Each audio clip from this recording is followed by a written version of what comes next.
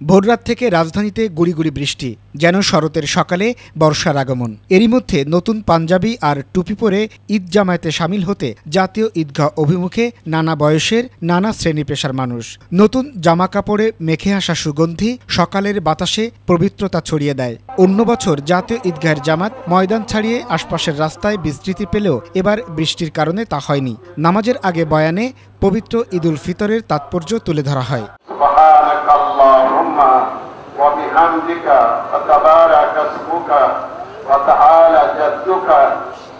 সাধারণ মানুষের পাশাপাশি দেশের রাষ্ট্রপতি, মন্ত্রিপরিষদের সদস্য, বিভিন্ন দেশের কূটনৈতিক, উচ্চপদস্থ সামরিক ও বেসামরিক কর্মকর্তারা ঈদের নামাজ পড়েছেন জাতীয় ঈদগাহ ময়দানে। ঈদুল ফিতরের বিশেষ খুতবায় ঘোষণা করা হয় মহান আল্লাহর শ্রেষ্ঠত্ব।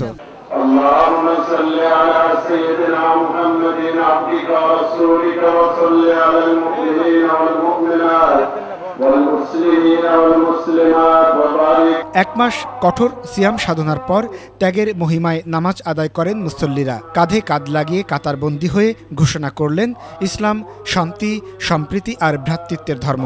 নামাজ শেষে মহান আল্লাহর কাছে ক্ষমা প্রার্থনাকালে কান্নায় ভেঙে পড়েন মুসল্লিরা। দেশের শান্তি সমৃদ্ধি কামনা করছি। আমাদের সরকারও দৃষ্টি দেওয়া উচিত গরিবদের প্রতি, তারা কিভাবে ঈদ করে। আসলে বাস্তবে এই একদিনের জন্য আনন্দ না দেখায় আমরা যদি সারা বছর যদি এরকম ভাবে কোলাকুলি করতে পারি, মিলেমিশে কাজ করতে পারি, ঐক্যবদ্ধভাবে থাকতে পারি। নামাজের শিক্ষা থেকেই আমরা যদি আমাদের জীবনে কাজে লাগাই তাহলেই দেশ এগিয়ে যাবে।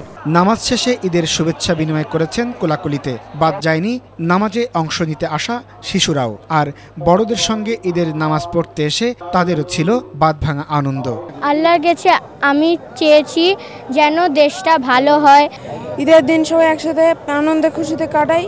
জাতীয় ঈদগাহ ময়দানের প্রধান জামায়াত দেশের প্রতিটি ঘরে ঘরে পৌঁছে দেবে সুখ ও আনন্দ বার্তা, এই প্রত্যাশা এখানে নামাজ পড়তে আসা প্রতিটি মুসল্লির। প্রতি বছরই নামাজের খুতবায় দেশের স্বার্থে একে অপরের প্রতি হিংসা বিদ্বেষ ভুলে এক হয়ে থাকার তাগিদ দেওয়া হয়, কিন্তু বাস্তব জীবনে সেটা কতটা কার্যকর থাকে সেটা বলার বিষয়।